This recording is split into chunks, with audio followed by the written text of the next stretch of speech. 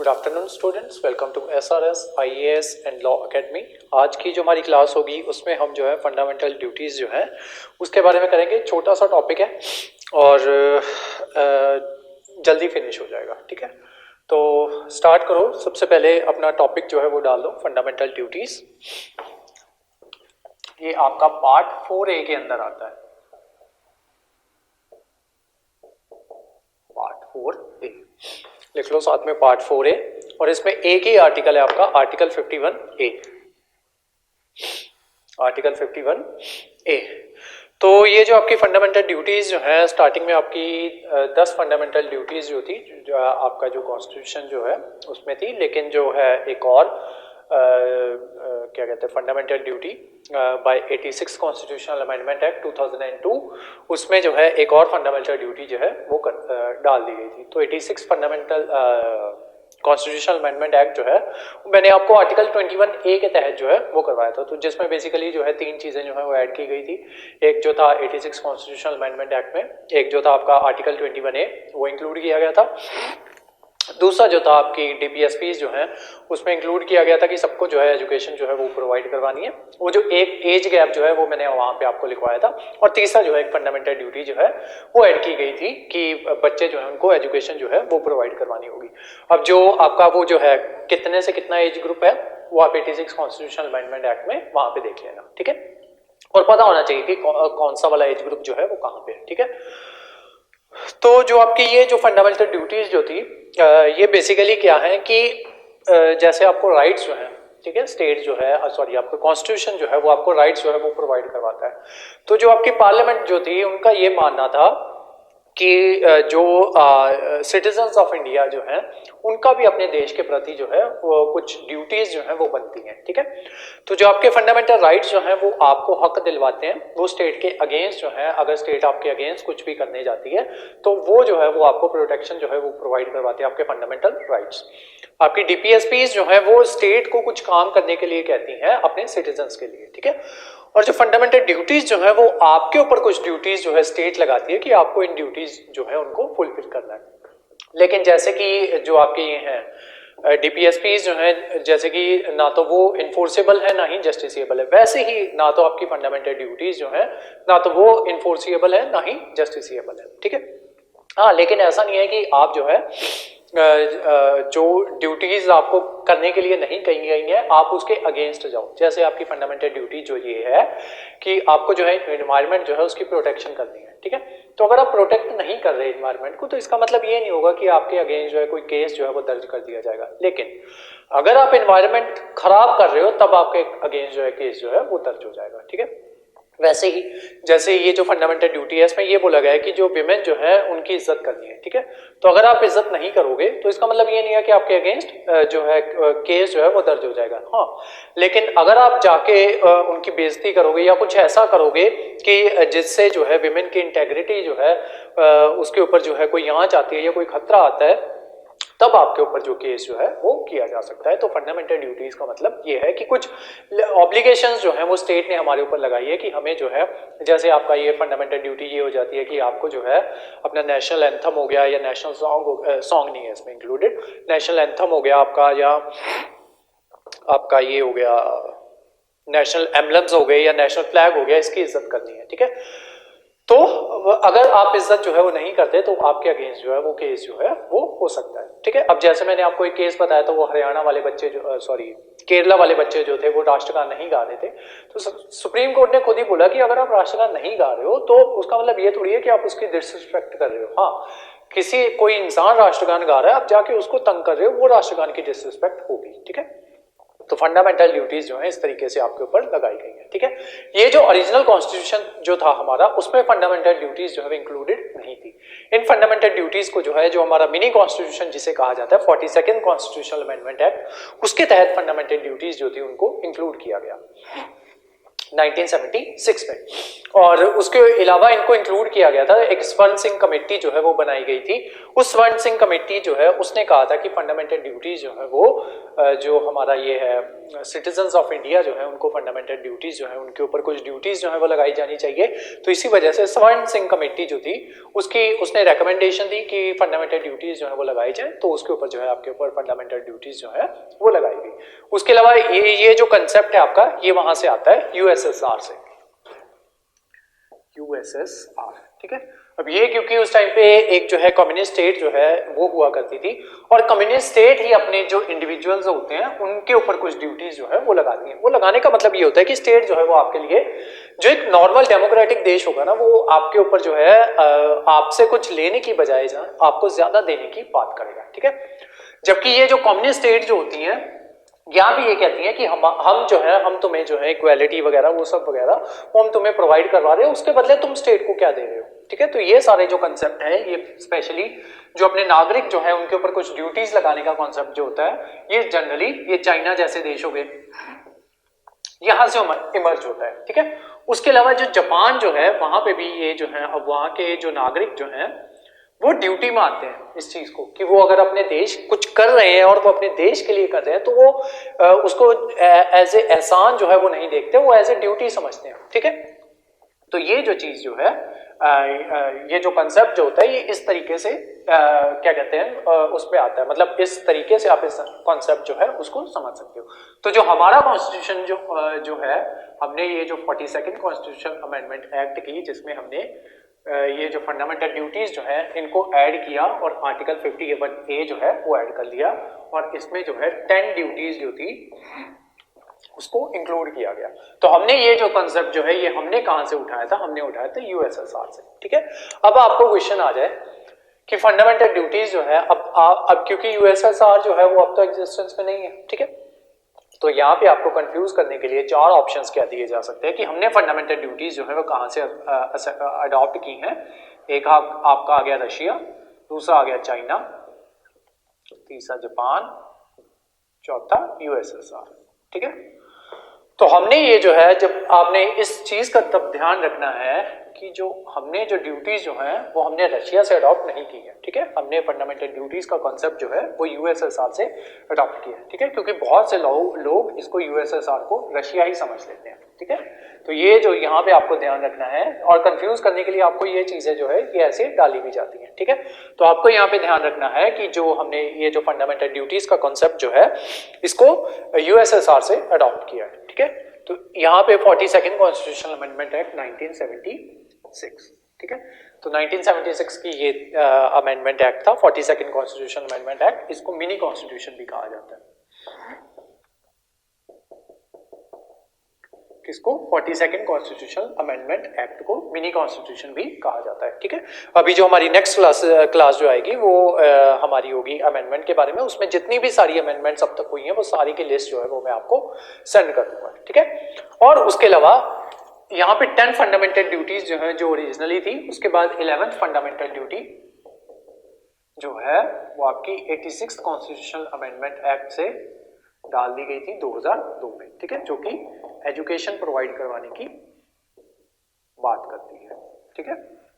6 to 14 years of as के जो बच्चे हैं उनको एजुकेशन दिलवाने की ये जो बात जो है ये करता है 6 to 14, हाँ। तो ये जो थी ये सारी आपकी ये थी और क्यों इसमें इंक्लूड किया गया और वो रीजन सारा मैंने आपको बता दिया कि ये जो था कि जो आपके जो नागरिक हैं वो सिटीजन्स ऑफ इंडिया हैं, उनकी भी कुछ ड्यूटीज जो है वो स्टेट के प्रति बनती हैं। स्टेट उन्हें फंडामेंटल राइट जो है वो प्रोवाइड करवाता है। स्टेट जो है उन्हें डीपीएसपीज जो है हमने स्टेट में रखी हैं कि स्टेट की जो पॉलिसीज जो है स्टेट बनाएगी ताकि इन डीपीएसपीज जो है इनको भी इम्प्लीमेंट किया जा सके। तो उसी के रिगार्डिंग बाद में फंडामेंटल ड्यूटीज जो थी उनको भी ऐड किया गया कि जो नागरिक होने चाहिए उनकी भी कुछ ड्यूटीज जो है वो होनी चाहिए, ठीक है। अब जो है मैं जो 11 की 11 फंडामेंटल ड्यूटीज जो है वो आपको एज इट इज ही सिर्फ समझाने जा रहा हूं, ठीक है। और हाँ एक चीज और लिख लो यहाँ पे, स्वर्ण सिंह कमेटी अभी लिखवाऊंगा ये सारे नोट्स में आपको।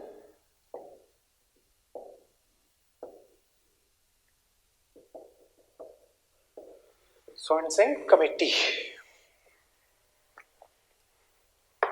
तो 10 की 11 की 11 ड्यूटीज जो है वो मैं आपको समझाने जा रहा हूँ, ठीक है। आपको नोट डाउन नहीं करनी है, आपको नोट जो है वो दिए गए हैं, ठीक है। आप बस उनको एक बार ध्यान से सलीके से पढ़ लेना, ठीक है। याद करने की इनको जरूरत नहीं है। क्वेश्चन जो है वो इस तरीके से आता है, चार आपको ऑप्शंस दे दिए जाते हैं, कई बार 5 ऑप्शंस जो है वो दे दिए जाते हैं। तो उनमें से फिर आपको ये ढूंढना होता है कि इनमें से कौन कौन सी फंडामेंटल ड्यूटीज जो है वो हैं, या फिर इनमें से 4-5 ऑप्शंस में से और ऐसी ड्यूटी बताओ जो आपकी फंडामेंटल ड्यूटी जो है वो नहीं है, ठीक है। तो एक बार आपने सलीके से इस चीज को पढ़ा होगा तो आपको पता चल जाएगा, ठीक है। वही करवाने जा रहा हूं, हाँ, लेकिन आपको स्पेशली ये जो है ये याद करने की जरूरत जो है वो नहीं है, ठीक है, कि कौन सी ड्यूटी कौन सी है। बस सिंपल आइडिया होना चाहिए कि ये ड्यूटी है या फिर नहीं है, ठीक है। तो हमारी पहली ड्यूटी है to abide by the constitution and respect its ideals and institutions, the national flag and national anthem, ठीक है। अब यहाँ पे ध्यान देना है कि नेशनल सॉन्ग की बात इसमें नहीं की गई है, ठीक है। तो कई बार ये जनरली ये जो क्या कहते हैं आपके एक पर्टिकुलर पार्टी से बिलोंग करने वाले कुछ लिब्रांडूज जो हैं, ये जनरली जो है जो स्पेशली ये जो आपके मुस्लिम्स वगैरह उनको जबरदस्ती कहते हैं कि तुम ये जो है वंदे मातरम गाओ या ये गाओ। अगर तुम अपना मतलब बड़ी ही वेग सी बात है कि अगर आप ये शो करना चाहते हो कि आप देशभक्त हो तो उसके लिए आपको नेशनल सॉन्ग जो है वो गाना पड़ेगा, ठीक है। तो ये जो है नेशनल सॉन्ग की बात जो है कहीं पे भी फंडामेंटल ड्यूटीज में नहीं की गई है। और इनफैक्ट आपको अपनी देशभक्ति साबित करने के लिए नेशनल एंथम गाने की भी जरूरत नहीं है अकॉर्डिंग टू सुप्रीम कोर्ट, ठीक है।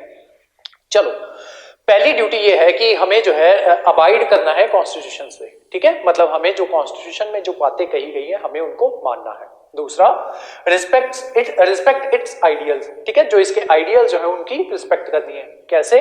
जैसे और इसके जो इंस्टीट्यूशन जो है उनकी रिस्पेक्ट करनी है। कॉन्स्टिट्यूशनल इंस्टीट्यूशंस कौन से हो जाते हैं? जैसे आपका ये हो गया, जिस इंस्टीट्यूशन को बनाने की बात जो है कॉन्स्टिट्यूशन करता है, ठीक है।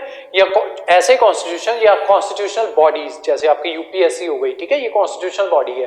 तो ऐसी सारी बॉडीज जो है इनकी रिस्पेक्ट करनी है। नेक्स्ट, नेशनल फ्लैग जो है उसकी रिस्पेक्ट करनी है, नेशनल एंथम जो है उसकी रिस्पेक्ट करनी है। और रिस्पेक्ट किस तरीके से की जाती है वो मैं 3-4 बात जो है वो आपको ऑलरेडी समझा चुका हूं, और सुप्रीम कोर्ट ने इसके ऊपर क्या बात बोली है वो भी समझा चुका हूं, ठीक है। तो ये है आपकी पहली फंडामेंटल ड्यूटी। सेकंड क्या है? To cherish and follow the noble ideas that inspire the national struggle of freedom. तो जो हमारे नेशनल स्ट्रगल ऑफ फ्रीडम के जो नोबल आइडियाज जो है उनको चेरिश करना है और उनको फॉलो करना है, ठीक है। जैसे कि नोबल आइडियाज में क्या आ जाता है, वो चरखा वगैरह, खादी वगैरह, ठीक है। तो उनकी जो है रिस्पेक्ट करनी है। अब रिस्पेक्ट करने का मतलब ये नहीं है कि आपको खादी कपड़े ही पहनने हैं, ठीक है। तो वो रिस्पेक्ट करना एक अलग चीज होती है, उस चीज को फॉलो करना एक अलग चीज होती है, ठीक है। वो आपके उसके ऊपर है, आपके कॉन्शियस के ऊपर है। अगर आप फॉलो करना चाहो तो करो, नहीं करना चाहते तो मत करो, ठीक है। Next, third, to uphold and protect the sovereignty, unity and integrity of India, ठीक है। कि इंडिया की सॉवरेनिटी, यूनिटी और इंटेग्रिटी, SUI, ठीक है, उसको फॉलो करना है, अपहोल्ड करके रखना है, प्रोटेक्ट करना है। Fourth, defend the country and render national service when called upon two do so. कि अगर कुछ ऐसी चीज आ जाए, कभी कोई ऐसा वक्त आ जाए कि सरकार जो है या आपकी स्टेट जो है वो आपको ये कहे कि आपको नेशनल सर्विस जो है वो देनी होगी, तो आपको जो है वो देनी चाहिए, वो आपकी फंडामेंटल ड्यूटी है, ठीक है। और अगर आप नहीं भी देना चाहते तो फंडामेंटल राइट जो है, सरकार के पास ये राइट है कि वो आपसे जबरदस्ती भी ये काम जो है वो करवा सकती है, ठीक है। नेक्स्ट आ जाओ, to promote harmony and spirit of common brotherhood.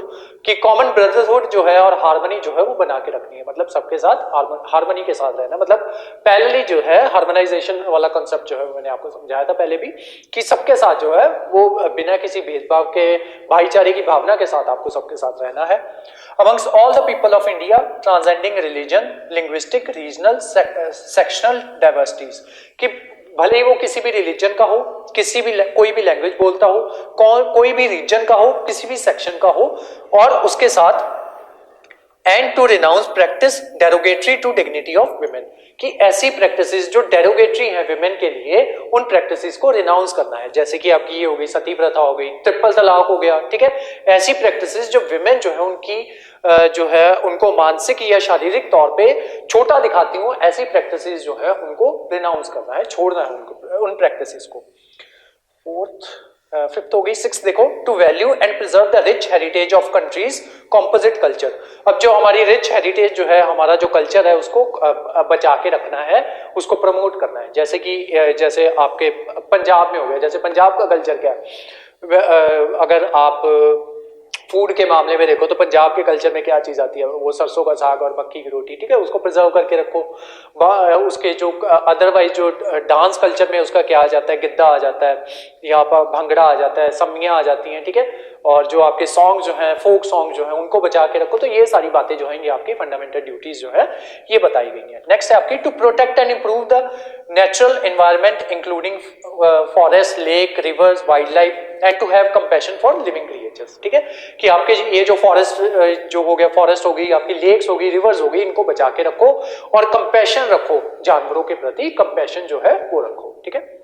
Next, to develop scientific temper, humanism and spirit of inquiry and reform, कि एक साइंटिफिक टेम्पर जो है उसको डेवलप करो, ठीक है। तो हमारी जो फंडामेंटल ड्यूटीज जो है यही हमें खुद ही कहती हैं कि एक साइंटिफिक टेम्पर जो है वो आपको डेवलप करना है, कि धर्म जो है वो कुछ भी कहता जा रहा है तो आपको आपका एक साइंटिफिक टेम्परमेंट जो है वो होना चाहिए, कि अगर हमें ये बात करने को कही जा रही है, जैसे बहुत टाइम पहले जो है जो ये जो सती प्रैक्टिस करते थे उनका ये कहना था कि हमारा धर्म जो है वो यही कहता है कि सती जो है वो होनी चाहिए, ठीक है। तो ऐसी क्या कहते हैं वाहियात चीजों को जो है वो हमें छोड़ना है, एक साइंटिफिक टेम्परमेंट जो है वो लेके आना है कि हर चीज जो है उसके पीछे एक लॉजिक जो है वो होना चाहिए। नेक्स्ट है आपका